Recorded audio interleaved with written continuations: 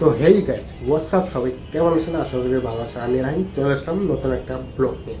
তো আজকে আমরা 4জন বন্ধু মিলে যাচ্ছে হচ্ছে সিরাজগঞ্জ।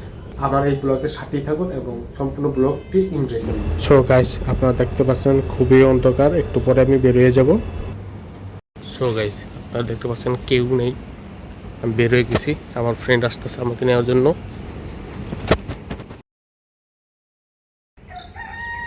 লেটুস কোম্পানি 1 ঘন্টা দাঁড়াইছে, এখন আবার আকাশের সাথে তার জন্য ওয়েট করতেছে আরো 1 ঘন্টা। আর তোর জনের সামনে মেন গেট।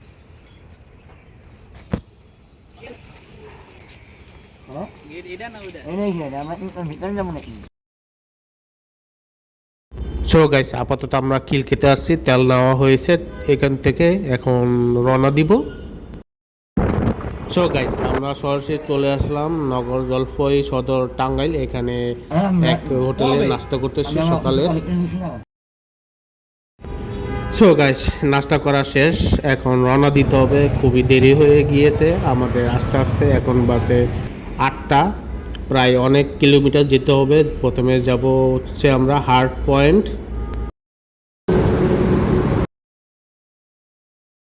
আসতে না আসতে একটা দুর্ঘটনা হয়ে গেল, আমার ফ্রেন্ডের ফগ লাইট খুলে গেছে, এখন লাগাচ্ছে।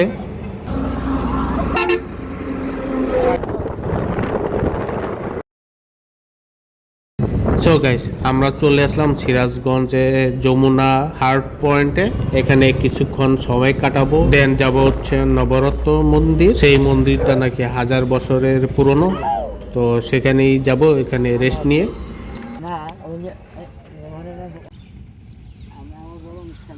সো গাইস আমরা সিরাজগঞ্জে চলে আসছি।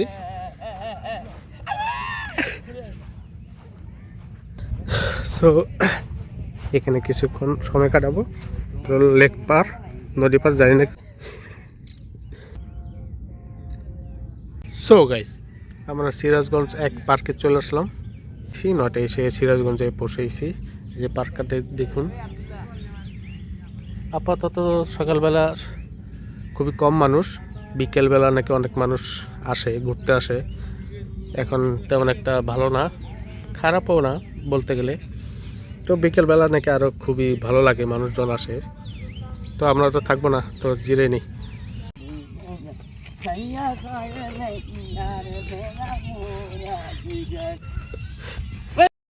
ডান্সার ইয়ে হ্যালো গাইস। তো গাইস এখানে 1 ঘন্টা রেস্ট দিয়ে আমরা চলে যাচ্ছি নবরত্ন মন্দির দেখার জন্য, আপনাদেরকেও দেখানোর জন্য। সেই মন্দিরে আমরা চলে আসছি, এখন জানি না গেট বন্ধ কিনা, ঢোকা যাবে কিনা, শিওর হতে যাচ্ছে। দেখতে পাচ্ছেন আমাদের কপালই খারাপ, শুক্রবার বন্ধ। এই যে দেখেন আপনারা সময়সূচি।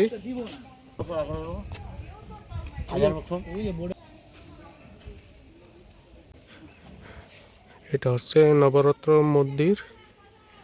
সো গাইস আজকে শুক্রবার বলে তাই নবরত্ন মন্দির বন্ধ।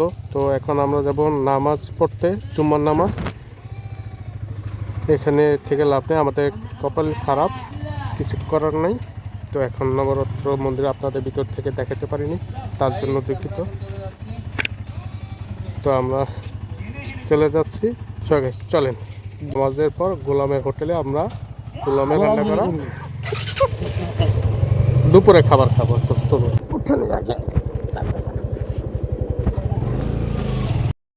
সো গাইস প্ল্যান চেঞ্জ, আগে যাব গোল খেতে, দেন নামাজ পড়বো, তারপর যাব হলো গোলাম হোটেলের সেই বিখ্যাত খাবার খেতে।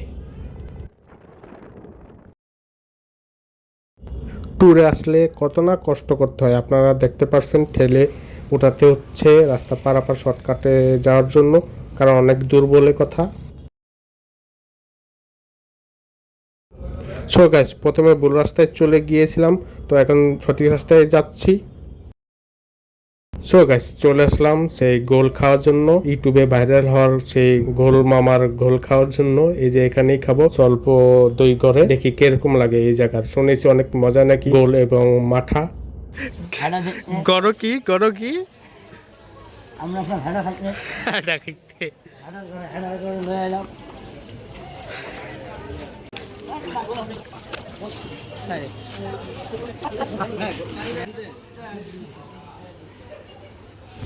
গোলগুলা দেখতে খুবই অসাধারণ লাগছে, জানি না খেতে কেমন লাগবে, তো টেস্ট করে দেখতে হবে কেমন লাগে।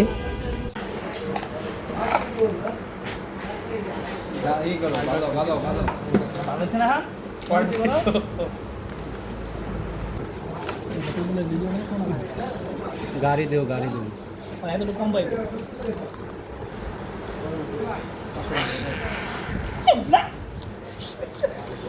ওরা আমি খোলা গেল খাবো খাই বারোটা মতো জন্য আরে না সকালে আমি বাড়ি যাবো সেই এটা তো আরো বেশি ঠান্ডা।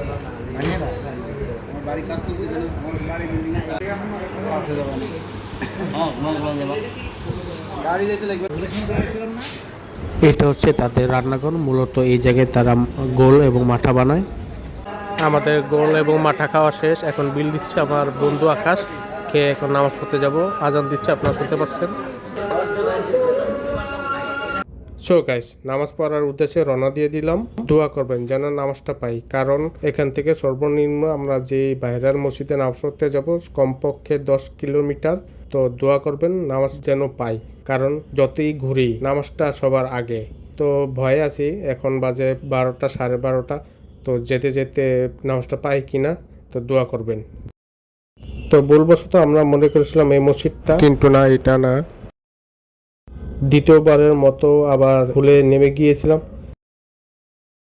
অবশেষে এই মসজিদ আমরা যেখানে নামাজ পড়ার উদ্দেশ্যে আসছিলাম, সেই ইউটিউবে ভাইরাল হওয়া মসজিদটা আমরা পেয়ে গেলাম অনেক কষ্টে। তো নামাজ পড়ার আগে আমার বন্ধু বলতেছে গোসল না করে নামাজ পড়া যাবে না, তার জানি কিরকম লাগছে। তো সে গোসল করতেছে, করে দেন যাবো আমরা নামাজ পড়তে। আমার অজু করা শেষ, এখন নামাজে ঢুকবো এই মসজিদে। অনেক ঘোরাফেরা করে এই মসজিদে পেয়েছি আমরা। প্রথম মসজিদে গেছি, দ্বিতীয় মসজিদে ওটা ছিল না, খুঁজে অনেক কষ্ট করে পেয়েছি এই মসজিদে নামাজ পড়বো। এই সেই ভাইরাল হওয়া বাহেলা জামে মসজিদ, সিরাজগঞ্জ। মসজিদটা হচ্ছে এক মালিকানা, মানে যিনি বানিয়েছেন তার মায়ের নামে এই মসজিদটা বানিয়েছেন। এখানে একসঙ্গে 7,000 মানুষ নামাজ পড়তে পারে। আর এটা হচ্ছে অজুখানা, জাস্ট ওয়াও, অসাধারণ।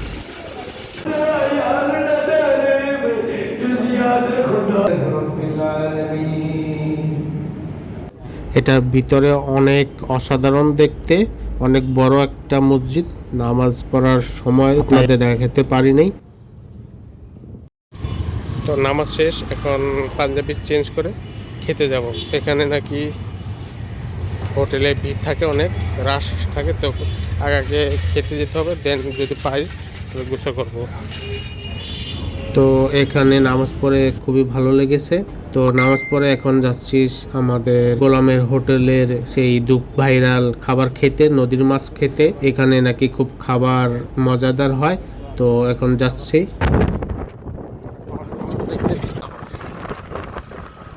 সো গাইস, আপনারা দেখতে পাচ্ছেন এখানকার ক্রাউড কিরকম, খুবই ভিড় দেখেই বোঝা যাচ্ছে যে এখানকার খাবার খুবই মজা হবে। এই হচ্ছে আজকে রেসিপি, জানি না কি মাছ, একটু পরে আপনারা জানতে পারবেন, আমি জেনে জানাবো।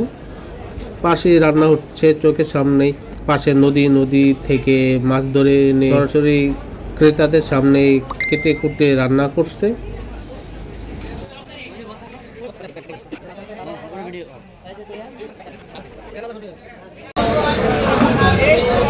খুবই কষ্টে সিট পাইলাম। তো এখন আমরা মাছ দিয়ে ভাত খাবো গোলাম হোটেল। দেখতে পাচ্ছেন আমার অবস্থা। তো এটা হলো হোটেলের নাম হচ্ছে রাজার হোটেল।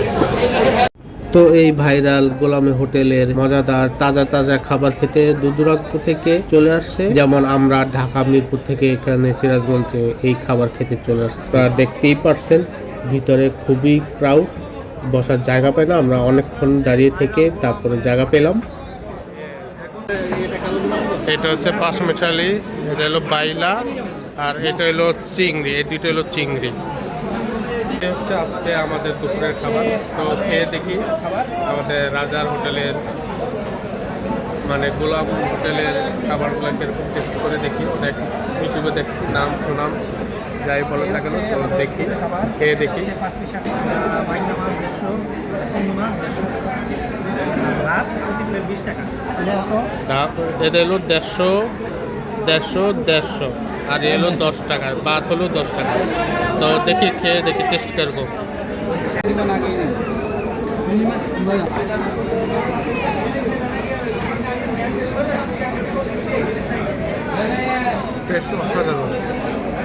সো গাইস, আমাদের খাওয়া দাওয়া শেষ। অনেক গরমের মধ্যে খেতে হচ্ছে, এখানে কোনো ফ্যানের ব্যবস্থা নেই, তো কি আর করার। তো এখন খাওয়া দাওয়া শেষ করে যাবো রেশমবাড়ি 25 কিলো, গিয়ে দেখি জায়গাটা কীরকম।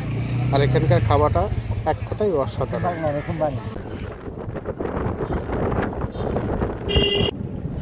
আমরা রেশমবাড়ি যাওয়ার উদ্দেশ্যে নিতে গিয়ে ধরা খেয়ে গেলাম। এখানে বিশাল উঁচু করে একটা ব্রিজ বসিয়েছে আমাদের প্রাক্তন সরকার থাকা অবস্থায়, তো তারা তো এখন নেই, এই জন্য ব্রিজটাও অর্ধেক পড়ে আছে। তো কি আর করার, আমরা জিরাসির একটা বাইক ওঠানোর পরে